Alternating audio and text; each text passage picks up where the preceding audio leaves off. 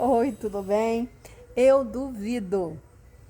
Enfim, o título desse vídeo surgiu uma das vezes que eu assisti uma brincadeira feita no YouTube. Obviamente, várias pessoas já brincaram em vários lugares, mas eu assisti pelo YouTube. É assim: um grupo de pessoas brincando, você sugere um tema. Exemplo: países na Copa do Mundo. E o grupo de pessoas começa, um jogador falando: em 30 segundos eu listo 7 países. Aí o próximo fala: eu listo 10. Aí o próximo: eu listo 15. Aí o próximo: eu duvido. Ou seja, ele duvidou da última pessoa que falou a quantidade de países na Copa do Mundo. E aí marcam o tempo de 30 segundos. Se a pessoa que falou queria falar os 15 países conseguir, ela marca ponto. Se ela não conseguir, quem duvidou leva o ponto. Essa é brincadeira, é simples, é legal, é engraçado. Mas do que em 30 segundos você duvidaria que você mesmo consegue fazer? O que você consegue fazer em 30 segundos? Os antigos acompanharam, mas os mais novinhos não acompanharam. Que na Rede Globo tinha um programa do apresentador Faustão, que era Se Vira nos 30. Você tinha 30 segundos para mostrar uma habilidade sua. Teve até um meme do cara que foi fazer a churrasqueira e aí pegou fogo e o Faustão ficou gritando: tá pegando fogo, bicho, tá pegando fogo. E aí virou um meme. Enfim, 30 segundos é o tempo dado, tanto na brincadeira quanto no Faustão, e que eu tô te dando agora. O que em 30 segundos faria diferença? O que você conseguiria realizar? O que você conseguiria listar? É um tempo tão curto, né? Mas para muitas pessoas ele pode ser crucial. No momento de uma doença, no momento de um tratamento que está fazendo, no momento de pedido de ajuda, no momento que você está cozinhando e... ontem eu estava fazendo um arroz integral. E para o arroz integral, você primeiro doura o alho, a cebola. Ontem eu estava dourando só alho. E estava na minha boca de fogo maior, mas eu botei num fogo médio nela e o alho estava lindíssimo. Eu acho que 5 segundos eu me distraí, o alho queimou inteiro e eu tinha picado 5 dentes de alho. Para ele ficar com gostinho de alho maravilhoso. Olha, quando eu vi a minha panela com um alho queimado, meu marido gritou lá dentro: nossa, que cheiro de alho maravilhoso. Mas não tinha dado os segundos suficientes para ele sentir o próximo aroma, que era o alho todo queimado. Aí eu tirei o alho do fogo, botei no tanque, porque na pia não ia dar, porque eu tava com medo de voar óleo quente na hora. Eu tirei do fogo. Aí tive que lavar a panela de novo, tive que ralar o alho de novo. Eu tenho um triturador de alho, que eu trituro com cebola, mas o alho eu tenho um ralador assim pequenininho, então tava raladinho, então eu tive que desligar o fogo e aí ralar o alho de novo. Por poucos segundos eu estraguei tudo. Mas eu tive a chance de refazer. Eu refiz, não ficou pronto no tempo que eu gostaria, porque eu demorei mais um tempinho para refazer essas coisas, mas eu consegui refazer. Foi difícil ver ali tudo estragado? Foi. Tava tudo tão bom, tão perfeito, mas de um passo para o outro deu errado. Mas também não estava tudo perdido, né? Eu pude refazer. Me deu o dobro do trabalho, um pouco mais de tempo, mas eu consegui refazer. Será que você não duvida demais de você? Recentemente também eu faço faculdade no regime à distância, EAD. E agora o MEC mudou todas as regras. Tá tudo mudando. Então, muitas das coisas que eu fazia 100% online, agora eu tenho que fazer indo ao polo. O polo da minha faculdade, como uma faculdade que a sede é no sul. O polo que eu tenho mais próximo fica a 50 quilômetros da minha casa. E agora eu tenho que demandar um tempo e recurso financeiro para eu ir nesse polo. E eu estava chateada porque A última prova presencial que eu fiz foi no ano passado, por volta de setembro, e eu me dediquei tanto, eu estudei tanto, porque é diferente você fazer uma prova online, no seu computador, na sua casa ali, rápido, tranquilo, sem ter que deslocar para canto nenhum. E eu estava muito preocupada com essa prova, eu estudei muito. Toda a matéria, você tem o livro da matéria, você tem as aulas em vídeo, você tem PDF, então eu estudei demais. E quando foi no mês passado, eu estava cursando uma matéria, já tinha feito as provas normais da matéria, que eu tenho 2 provas que eu faço com consulta da matéria, e depois eu tenho uma prova sem consulta de múltipla escolha e uma discursiva. Toda a matéria é assim. E aí, eu estava trabalhando tanto, minha cabeça tão lotada, eu só fui vivendo. Eu vi as aulas, não li o livro e fiz as provas que eu tinha para fazer online com consulta. Depois dessas provas, eu ia fazer a objetiva e a discursiva depois. E aí, no nosso grupo da faculdade, que a gente tem no WhatsApp, uma pessoa comentou, ainda vai ter que fazer prova presencial dessa matéria, ou senão, as provas são presenciais, alguma coisa uma pessoa comentou. Aí as pessoas, é chato ter que ir no polo. Eu, oi? A prova é presencial? Aí eu abri a plataforma, assim, umas 2 semanas, foi 2 semanas antes de começar o período da prova presencial. E eu abri a plataforma, olhei as provas, as próximas que eu tinha que fazer, tava lá o símbolozinho, o quadradinho azul, né, a tarja azul escrito, avaliação presencial. E eu não tinha visto. Eu falei, meu Deus, e agora? O que eu vou fazer? Eu vi as aulas, mas eu não li o livro, eu não me dediquei. Da outra vez eu fiz vários flashcards, estudei. E meus livros da matéria, eu li tudo, eu imprimi, eu sublinhei, eu sabia a matéria que eu podia dar a aula da matéria. Mas essa eu não tinha feito nada disso. E eu tinha que ir no polo fazer a prova. Eu fiquei desesperada. Eu falei, gente, o que eu vou fazer? Eu consegui imprimir um livro de uma matéria, li o livro, reli as aulas, a matéria era meio ambiente. Aí eu imprimi o livro, li o livro revendo as aulas, e foi isso que eu fiz. Linguagem corporal, quando você fala uma coisa e faz outra. Não, foi isso que eu fiz. Eu li o livro e revi as aulas. Da matéria de Libras, eu não consegui. Eu não consegui ler o livro, eu revi as aulas da matéria e eu lembro que eu agendei a minha prova, né, a objetiva e a discursiva, para o último dia que eu podia fazer. Eu só tinha, por conta do meu trabalho, a segunda-feira livre, então eu marquei na última segunda-feira que podia. E, coincidentemente, era o último dia que eu podia fazer a prova. E eu fui duvidando de mim. E orando, Deus, eu não fiz o meu melhor. Eu não estudei o suficiente. Nem se compara todo o esforço que eu fiz na outra prova. Mas eu estou indo da melhor forma que eu consegui. E eu preciso de ajuda. As provas, quando você perde prova na minha faculdade, você tem que pagar a prova. Se perder, tem um monte de avaliação depois, tem exame, tem mais não sei o quê, mas é tudo pago. E se você reprova, você tem que pagar a matéria de novo. Eu falei, meu Deus, eu não quero nem pensar nessas possibilidades. São possibilidades, mas eu queria muito a sua ajuda. Que se eu estivesse comigo, que eu entendesse o que estava sendo pedido e que eu conseguisse. Eu estava com muito medo da prova discursiva, inclusive. Eu fui, chegando lá, toda vez que eu fui fazer qualquer coisa no meu polo, sempre só estava eu. Nesse dia, durante a minha prova, tinham 2 pessoas, uma do lado, outra do outro sentada. E depois, quando eu terminei a segunda prova, a sala tinha várias outras pessoas. Nossa, tem mesmo bastante gente estudando na Uninter, né, que é a minha faculdade. Não sei necessariamente se alguma delas é do mesmo curso.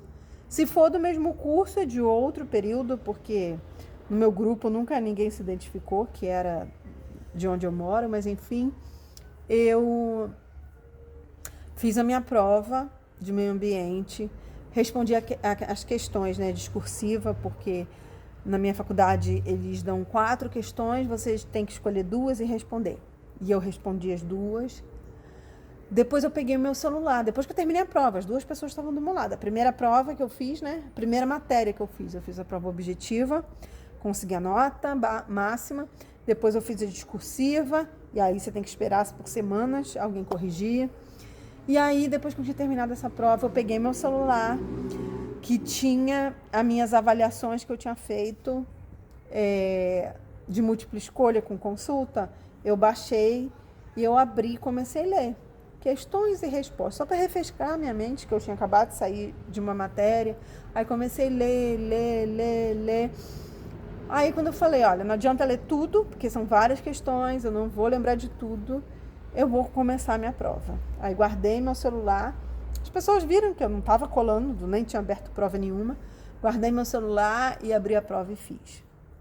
Fiz toda objetiva, fiz toda discursiva, procurei questões que me dessem a liberdade de explicar, de acordo com as minhas palavras, de maneira simples, o que eu entendia do que estava sendo pedido.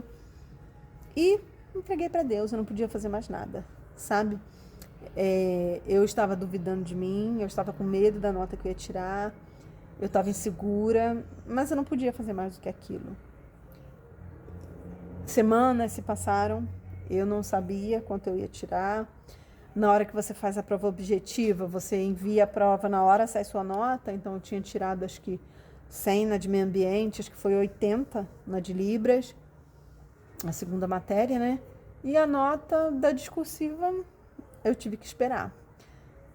Quando passou 3 semanas, esse final de semana eu abri, antes do final de semana, né? Eu abri a plataforma e vi a minha nota.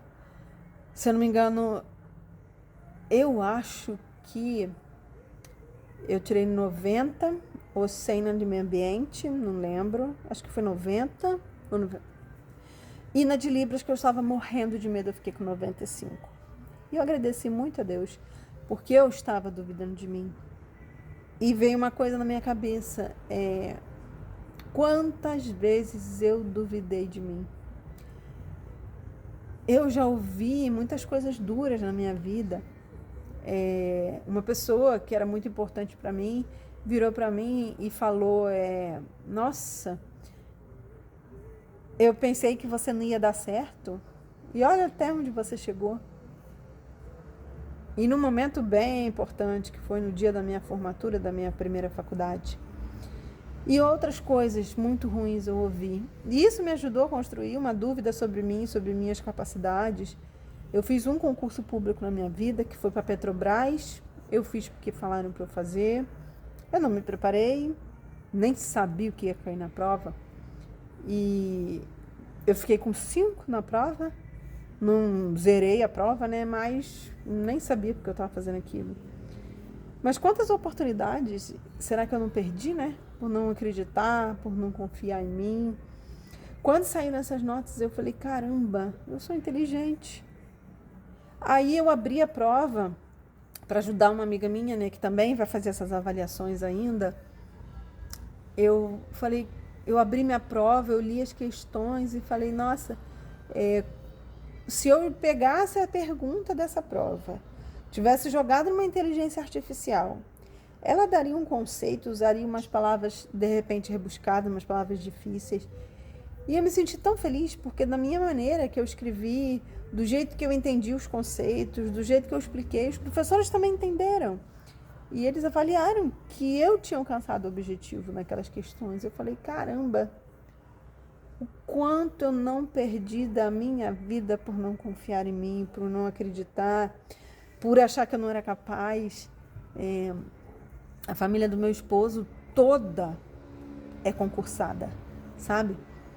E a minha mãe, eu tenho exemplo em casa, que a minha mãe por muitos anos trabalhou em rede de ensino particular e uma hora ela fez concurso público e começou a passar em primeiro lugar em tudo. Quanto será que ela não ouviu, né? De repente que ela não era capaz? Ou nunca ouviu nada, porque depois que ela passou em todos os lugares, todo mundo amava ela e ela era uma referência de inteligência na questão da educação. Mas por que ela demorou tanto, né?